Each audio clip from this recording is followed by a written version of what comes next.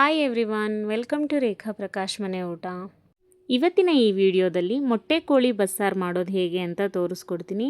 ನಾಟಿ ಸ್ಟೈಲಲ್ಲಿ ತುಂಬ ರುಚಿಕರವಾಗಿ ಮಾಡೋದು ಹೇಗೆ ಅಂತ ನೋಡೋಣ. ಸ್ಟೆಪ್ ಬೈ ಸ್ಟೆಪ್ ನಾನು ತೋರಿಸ್ತಾ ಹೋಗ್ತೀನಿ. ಎಲ್ಲ ಇಂಗ್ರೀಡಿಯೆಂಟ್ಸ್ನು ಯಾವ್ಯಾವ ಸ್ಟೆಪ್ಪಲ್ಲಿ ಆ್ಯಡ್ ಮಾಡ್ತೀನೋ ಅಲ್ಲಲ್ಲೇ ತೋರಿಸ್ತಾ ಹೋಗ್ತೀನಿ. ಸೊ ನೀಟಾಗಿ ನೋಡ್ಕೊಳ್ಳಿ.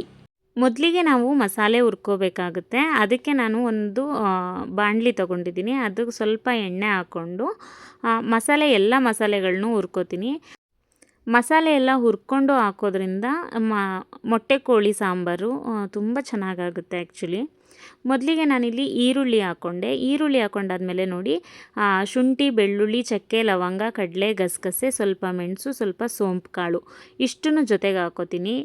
ಎಣ್ಣೆ ಹುರಿದಾದ್ಮೇಲೆ ಜೊತೆಗೆ ಒಂದೇ ಒಂದು ಸಣ್ಣ ಸೈಜಿನ ಟೊಮ್ಯಾಟೊ, ಜಾಸ್ತಿ ತೊಗೋಬೇಡಿ ಟೊಮ್ಯಾಟೊನ, ಮತ್ತು ಕಾಯಿ ತುರಿ ಮತ್ತು ಸುಟ್ಟೀರುಳ್ಳಿ ಸ್ವಲ್ಪ, ಜೊತೆಗೆ ಪುದೀನ ಇಷ್ಟನ್ನು ಹಾಕ್ಕೊಂಡು ಚೆನ್ನಾಗಿ ಹುರ್ಕೋಬೇಕು ಹಸಿ ಸ್ಮೆಲ್ ಹೋಗೋವರೆಗೂ. ಅದಾದಮೇಲೆ ನೋಡಿ, ಒಂದೇ ಒಂದು ಸ್ವಲ್ಪ ಉಪ್ಪು ಹಾಕ್ಕೊಂಡು ಹುರ್ಕೋತಾ ಇದ್ದೀನಿ. ಸೊ ಟೇಸ್ಟ್ ಚೆನ್ನಾಗಾಗುತ್ತೆ ಅಂತ. ಜೊತೆಗೆ ಸ್ವಲ್ಪ ಅರಿಶಿನ ಇಷ್ಟನ್ನು ಹಾಕ್ಕೊಂಡು ಚೆನ್ನಾಗಿ ಹುರಿಬೇಕು. ಮಸಾಲೆನ ಹುರಿದ್ಬಿಟ್ಟು ಇದು ತಣ್ಣಗಾದ್ಮೇಲೆ ರುಬ್ಬಬೇಕಾಗುತ್ತೆ. ಮತ್ತು ಈ ಥರ ಹುರಿದು ಸಾಂಬಾರು ಮಾಡೋದ್ರಿಂದ ಟೇಸ್ಟ್ ತುಂಬ ಚೆನ್ನಾಗಾಗುತ್ತೆ. ಅದಾದಮೇಲೆ ನೋಡಿ, ಇಲ್ಲಿ ಒಂದು ಕುಕ್ಕರ್ ತೊಗೊಂಡಿದ್ದೀನಿ. ಕುಕ್ಕರ್ ಕಾದ್ಮೇಲೆ ಸ್ವಲ್ಪ ಎಣ್ಣೆ ಸೇರಿಸ್ಕೊತಾ ಇದ್ದೀನಿ. ಎಣ್ಣೆ ಸೇರಿಸ್ಕೊಂಡು ಒಂದು ಮೀಡಿಯಮ್ ಸೈಜ್ ಈರುಳ್ಳಿನ ಕಟ್ ಮಾಡ್ಕೊಂಡಿದ್ದೆ, ಅದನ್ನು ನಾನು ಇದಕ್ಕೆ ಕುಕ್ಕರ್ಗೆ ಹಾಕ್ಕೊಂಡು ಸ್ವಲ್ಪ ಫ್ರೈ ಮಾಡ್ಕೊತೀನಿ. ಆಮೇಲೆ ಸ್ವಲ್ಪ ರುಚಿಗೆ ತಕ್ಕಷ್ಟು ಉಪ್ಪನ್ನ ಹಾಕ್ಕೋಬೇಕು. ಉಪ್ಪು ಮತ್ತು ಅರಿಶಿನ ಹಾಕ್ಕೊಂಡು ಎಣ್ಣೆ ಈರುಳ್ಳಿ ಜೊತೆ ಚೆನ್ನಾಗಿ ಹುರಿಬೇಕು. ಅದು ಹುರ್ಕೊಂಡಾದಮೇಲೆ ನಾವು ಚಿಕನ್ನ ಸೇರಿಸ್ಬೇಕಾಗುತ್ತೆ. ನೋಡಿ, ಇದು ಚೆನ್ನಾಗಿ ಹುರಿತಾ ಇದ್ದೀನಿ. ಈರುಳ್ಳಿ ಎಲ್ಲ ಚೆನ್ನಾಗಿ ಗೋಲ್ಡನ್ ಬ್ರೌನ್ ಆಗೋವರೆಗೂ ಚೆನ್ನಾಗಿ ಹುರ್ಕೋಬೇಕು. ಅದಾದಮೇಲೆ ಉಪ್ಪು ಮತ್ತು ಅರಿಶಿನದಲ್ಲಿ ಚೆನ್ನಾಗಿ ವಾಶ್ ಮಾಡ್ಕೊಂಡಿರೋ ಅಂಥ ಚಿಕನ್ನ ಕುಕ್ಕರ್ಗೆ ಸೇರಿಸ್ಕೊತಾ ಇದ್ದೀನಿ. ಸೇರಿಸ್ಕೊಂಡು ಚೆನ್ನಾಗಿ ಹುರ್ಕೋಬೇಕು. ಆ್ಯಂಡ್ ಉಪ್ಪು ನಾವು ಆಲ್ರೆಡಿ ಹಾಕಿರ್ತೀವಿ ರುಚಿಗೆ ತಕ್ಕಷ್ಟು. ಸೊ ನೀಟಾಗಿ ಇಲ್ಲಿ ಮಿಕ್ಸ್ ಮಾಡ್ಕೋಬೇಕು. ಮಿಕ್ಸ್ ಮಾಡಿಕೊಂಡು ಆ ಚಿಕನಲ್ಲಿ ಏನು ನೀರಿರುತ್ತಲ್ಲ, ನೀರಿನ ಅಂಶ ಅದೆಲ್ಲ ಸುಂಡೋವರೆಗೂ ಚೆನ್ನಾಗಿ ಬೇಯಿಸ್ಕೋಬೇಕು. ಆ್ಯಂಡ್ ಇದು ಮೊಟ್ಟೆ ಕೋಳಿ ಆಗಿರೋದ್ರಿಂದ ಇದು ಆಲ್ಮೋಸ್ಟ್ ನಾಟಿ ಕೋಳಿ ಥರನೇ ಟೇಸ್ಟ್ ಬರುತ್ತೆ. ಬೇಗನೂ ಬೇಯಲ್ಲ, ಇದು ತುಂಬ ಟೈಮ್ ತೊಗೊಳುತ್ತೆ ಬೇಯೋಕ್ಕೆ. ಇದನ್ನು ನಾವು ಕುಕ್ಕರಲ್ಲಿ ಒಂದು 5-6 ವಿಜಿಲ್ ಹಾಕ್ಸ್ಕೊಬಿಟ್ರೆ ಚೆನ್ನಾಗಿ ಬೇಯುತ್ತೆ ಅಂತ ಹೇಳ್ಬೋದು. ನೋಡಿ, ಇಲ್ಲಿ ನಾನು ನೀಟಾಗಿ ನೀರೆಲ್ಲ ಸುಂಡಾದಮೇಲೆ ತೋರಿಸ್ತಾ ಇದ್ದೀನಿ ಹೇಗೆ ನೀರು ಸುಂಡಿದೆ ಮತ್ತು ಹೆಂಗೆ ಎಣ್ಣೆ ಬಿಟ್ಕೊಂಡಿದೆ ಅಂತ.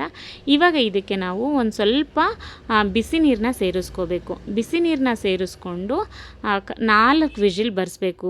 ಕುಕ್ಕರ್ ಲಿಡ್ನ ಕ್ಲೋಸ್ ಮಾಡಿಬಿಟ್ಟು ನೋಡಿ, ನಾನು ಬಿಸಿನೀರು ಸೇರಿಸ್ಕೊಂಡಾದ್ಮೇಲೆ ಪ್ರಾಪರಾಗಿ ಒಂದು ಮಿಕ್ಸ್ ಕೊಟ್ಬಿಟ್ಟು ಲಿಡ್ ಕ್ಲೋಸ್ ಮಾಡಿ 4 ವಿಜಿಲ್ ಬರೆಸ್ತೀನಿ. ಸೊ ಚಿಕನ್ನು ಚೆನ್ನಾಗಿ ಬೇಯುತ್ತೆ ಮತ್ತು ಚೆನ್ನಾಗಿ ಉಪ್ಪು ಹಿಡ್ದಿರುತ್ತೆ. ಅದು ವಿಜಿಲ್ ತಣ್ಣಗಾದ್ಮೇಲೆ ನೋಡಿ, ಚಿಕನ್ದು ಓಪನ್ ಮಾಡಿ ತೋರಿಸ್ತಾ ಇದ್ದೀನಿ. ಕುಕ್ಕರ್ ಲಿಡ್ಡು ಈ ಥರ ಚೆನ್ನಾಗಿ ಬೆಂದಿರುತ್ತೆ. ಇದಕ್ಕಿವಾಗ ಒಂದು ಪ್ರಾಪರಾಗಿ ಮಿಕ್ಸ್ ಕೊಟ್ಬಿಟ್ಟು ಮತ್ತೆ ಕುದಿಯೋಕೆ ಇಟ್ಟಿದ್ದೀನಿ ನಾನು. ಇದಾದಮೇಲೆ ಮಸಾಲೆ ಆ್ಯಡ್ ಮಾಡಬೇಕು.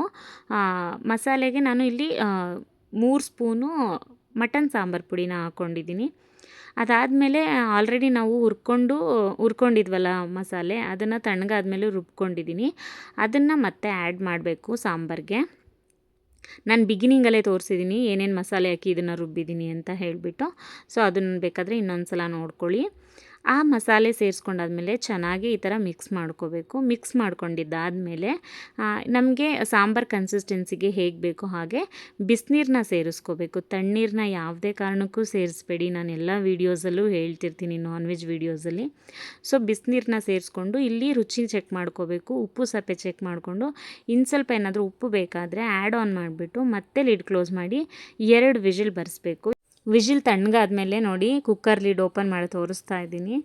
ವಾವ್, ಎಷ್ಟು ಚೆನ್ನಾಗಿ ಕುದೀತಾ ಇದೆ, ನೋಡ್ತಾ ಇದ್ದೀರಾ? ಇದು ಇಲ್ಲಿ ಆಗಿದೆ ಅಂತ. ಬಟ್ ಇದು ಚಿಕನ್ ಬಸ್ಸಾರಾಗಿರೋದ್ರಿಂದ ಚಿಕನ್ ಎಲ್ಲ ಸಪ್ರೇಟ್ ತೆಗೆದು ಹುರ್ಕೋಬೇಕು. ಇವಾಗ ಒಂದು ಸ್ಟವಲ್ಲಿ ಅದನ್ನು ನಾನು ಕುದಿಯೋಕ್ಕೆ ಬಿಟ್ಟಿದ್ದೀನಿ. ಇನ್ನೊಂದು ಸ್ಟವಲ್ಲಿ ನೋಡಿ ಚಿಕನ್ದು ಸಪ್ರೇಟ್ ಫ್ರೈ ಮಾಡೋಕ್ಕೆ ತೋರಿಸ್ತಾ ಇದ್ದೀನಿ. ಒಂದು ಬಾಣಲಿ ತೊಗೊಂಡು ಅದಕ್ಕೆ ಎಣ್ಣೆ ಹಾಕಿದ್ದೀನಿ ಸ್ವಲ್ಪ.